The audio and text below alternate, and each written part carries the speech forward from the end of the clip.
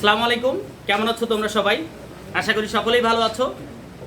আজকে most important, খুবই গুরুত্বপূর্ণ, যারা এসএসসি পরীক্ষা দিবা এবং যারা ক্লাস 9 10-এ আছো তাদের ক্ষেত্রে এবং ইন্টারমিডিয়েটে যারা আছো তাদেরকেও কিন্তু এই প্রশ্নটা সলিউশন করতে হবে।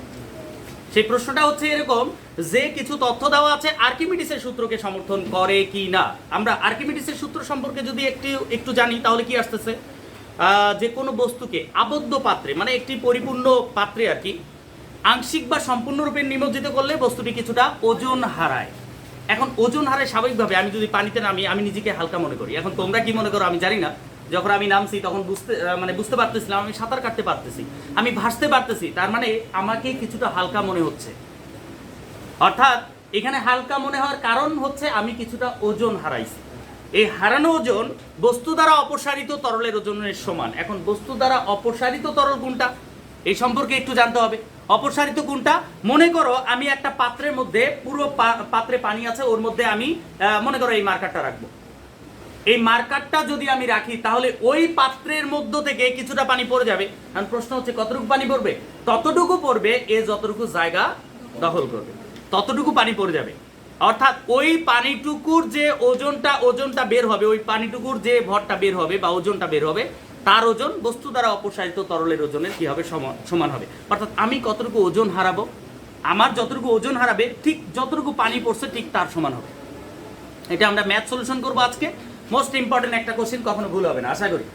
আজকে যদি তোমরা এই কোশ্চেনটা, আমি কিন্তু স্টেপ বাই স্টেপ করাচ্ছি তোমাদের, এর আগে ঘনত্ব করাইছি, আর্কিমিডিসের নীতি করাবো, এরপরে হচ্ছে তোমার হচ্ছে একটা বস্তু পানিতে ডুববে না ভাসবে, একটা করে টপিকস ক্লিয়ার করো। একটা চ্যাপ্টারে 5টা টপিকস ক্লিয়ার করো, ওইভাবে 10টা বোর্ড না করে 5টা টপিকস ক্লিয়ার করো, তুমি যে কোনো টাইপের কোশ্চেন সলিউশন করতে পারবা। ওকে, আশা করি তোমরা আজকে যে প্রশ্নটা আলোচনা করতেছি খুব সহজে তুমি বুঝতে পারবা এবং খুব ইজিলি তুমি খুব সহজে এটা সলিউশন করতে পারবা পরবর্তীতে। তো দেখো এখানে বলা হয়েছে 20 সেন্টিমিটার স্কোয়ার ক্ষেত্রফল ও 10 সেন্টিমিটার উচ্চতা বিশিষ্ট একটি বস্তু বাতাসে ও পানিতে ওজন। দেখো দুই জায়গায় ওজন ইন্ডিকেট করছে, একটা হচ্ছে বাতাসে, একটা হচ্ছে কি পানিতে। একটা হচ্ছে বাতাসে, একটা হচ্ছে কোথায়? পানিতে ওজন দেওয়া আছে যথাক্রমে 9.8 নিউটন, আরেকটা দেওয়া আছে 7.84 নিউটন। তার মানে বাতাসে ওজন হচ্ছে 9.8 আর পানিতে ওজন হচ্ছে কত? 7.84 নিউটন। বেশিরভাগ ক্ষেত্রেই দেখা গেছে যে প্রশ্নগুলা যে স্কুল ভিত্তিক বা ক্যাডেট স্কুল বলি, বোর্ড বলি, সেক্ষেত্রে পানিতে ওজন সর্বদাই দেওয়া থাকে। বাতাসে ওজন না দেওয়া থাকলে আমরা সূত্র জানি W = কি? mg। m এর মান যদি ভরটা, বস্তুর ভর দেওয়া থাকলে আমরা g এর মানের সাথে গুণ করলে আমরা পেয়ে যাব বস্তুর ওজন। ওকে, এর পরবর্তী কোশ্চেন বলছে, দেখো এখানে জি এর মান দেওয়া আছে, উদ্দীপকটি আর্কিমিডিসের সূত্রকে মেনে চলে কিনা গাণিতিকভাবে ব্যাখ্যা করো। প্রশ্নটা লিখে দিছি। ঢাকা বোর্ড 2017-এর ঘ নাম্বার যে কোশ্চেনটা আসছে সেটা নিয়ে আলোচনা করব এবং রাজশাহী বোর্ড 2017-এর যে ঘ নাম্বার প্রশ্নটা আসছে সেটা নিয়ে আলোচনা করব। আরো কিছু প্রশ্ন আছে, অতগুলা দিচ্ছি না, কারণ এটা বুঝতে পারলে অতগুলা তোমার করার দরকার নেই, সবগুলাই তুমি পারবা।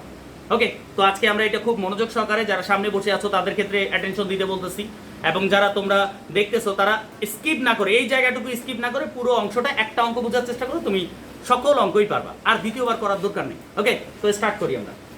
তো আমরা প্রথমের যে কোশ্চেনটা আছে সেটা নিয়ে যদি আলোচনা করি তাহলে প্রথম আগে আমাকে কি কি করতে হবে এটা আমরা জানতে হবে। একটা বস্তু মনে করো, একে আমি বাতাসে ওজন মাপলাম, মনে করো এই বস্তুটাই হলো 9.8 নিউটন। কত নিউটন? 9.8 নিউটন। এটা কোথায় মাপলাম আমি?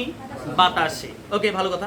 এখন এই বস্তুটাকে আবার পানিতে নিয়ে গেছি, যখন পানিতে মাপলাম তখন তার ওজন হলো কত? 7.84 নিউটন। তার মানে আগে ছিল তার চাইতে কমে গেল না বাড়লো? কিছুটা ওজন হারায় ফেলছে সে। কোথায় যায় হারাইছে?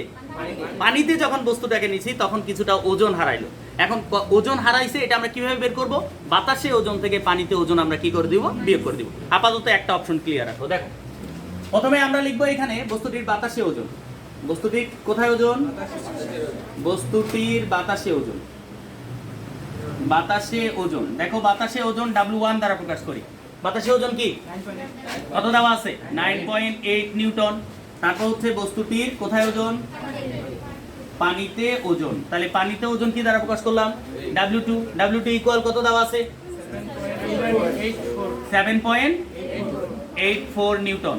তাহলে দুইটা জায়গায় আমি ওজন পাইছি। তার মানে যেটা বাতাসে তাই এখানে আসে কমে গেছে, তার মানে কতটুকু কমছে ওটা আমরা বের করতে পারবো না। তাহলে এখানে আমরা লিখবো অতএব বস্তুটির কি ওজন? বস্তুটির হারানো ওজন। কি ওজন? হারানো ওজন। তাহলে হারানো ওজন, তাহলে হারানো ওজন বের করব। এটা হারানো ওজন W দেই, W ইকুয়াল টু কি হবে? W ইকুয়াল হচ্ছে W1 মাইনাস হচ্ছে কি W2। কতটুকু বের হবে দেখো, W1 এর মান কত 9.8 নিউটন মাইনাস হচ্ছে কত 7.84 নিউটন, কত আসে 1.96 নিউটন। দেখো একটা বস্তুর পানিতে এবং বাতাসে নিয়ে যাওয়ার ফলে তার কতটুকু ওজন হারাইছে এখানে আমি পেয়েছি। এখন দ্বিতীয় অপশন হচ্ছে, এটা হচ্ছে আর্কিমিডিসের সূত্রে বলছে যে একটি বস্তুকে আংশিক বা সম্পূর্ণরূপে নিমজ্জিত করলে বস্তুটি কিছুটা ওজন হারায়। Please just concentrate with me.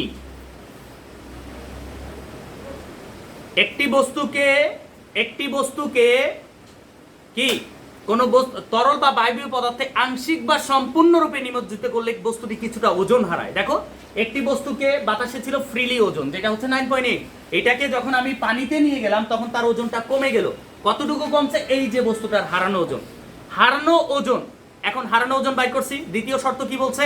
যে বস্তু দ্বারা অপসারিত তরলের ওজনের সমান হবে। এখন বস্তু দ্বারা অপসারিত তরলের ওজন, আবার বস্তু দ্বারা কি ওজন? অপসারিত তরলের ওজন। দেখো বস্তু দ্বারা অপসারিত তরলের ওজন আমরা কিভাবে বের করবো, এটা একটা প্রশ্ন। বস্তু দ্বারা অপসারিত তরলের ওজন হবে, আমি এখানে করতেছি, এটা তোমরা এখানে লিখতে পারো কারণ আমি যেহেতু এখানে জায়গা কম। তো এটাকে তরলের ওজন বা যাকে বলি আমরা প্লবতা। দেখো বস্তু দ্বারা অপসারিত তরলের ওজনকে কি বলা হয়? প্লবতা।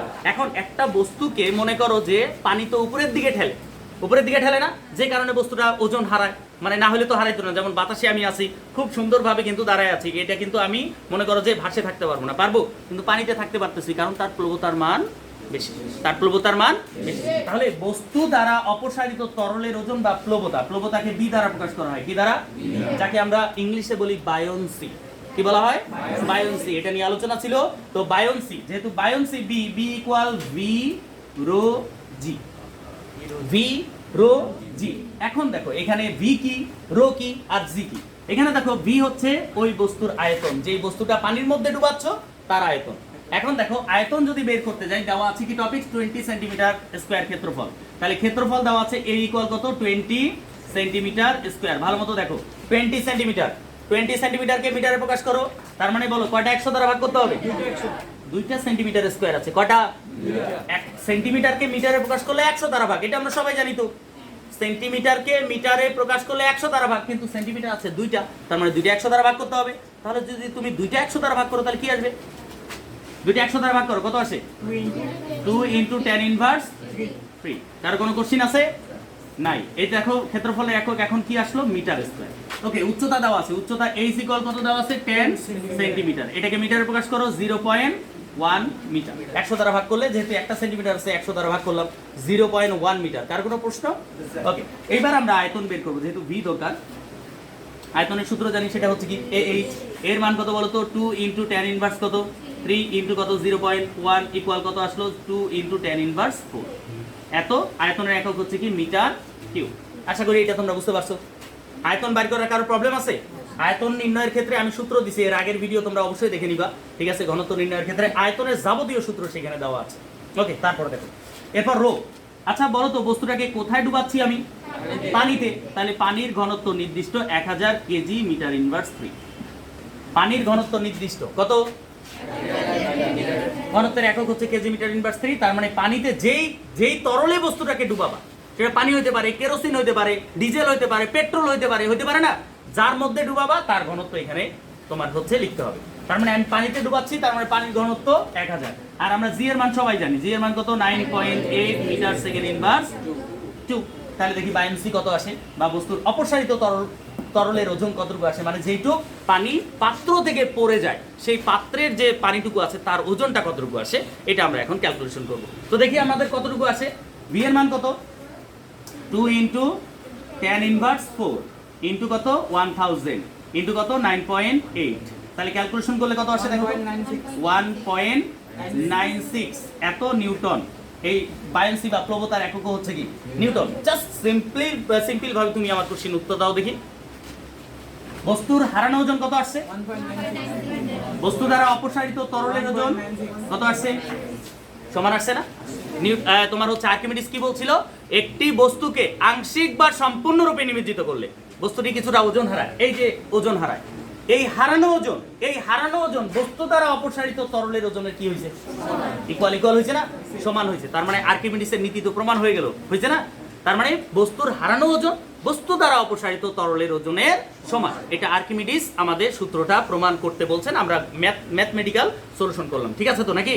এখন আমি উত্তরে কি লিখবো, যে এখানে উত্তরটা প্রশ্ন কি বলছে, উদ্দীপকের আর্কিমিডিসের সূত্র মেনে চলে কিনা। এখানে তুমি আগে লিখবা যে বস্তুর হারানো ওজন বস্তু দ্বারা অপসারিত তরলের ওজন সমান হয়েছে, তাই উদ্দীপকটি আর্কিমিডিসের নীতিকে কি করে, মেনে চলে। আমি কি বুঝাইতে পারছি?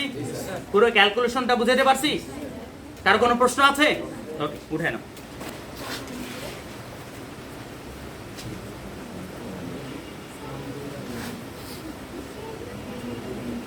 পরেরটাতে তুলে নিও।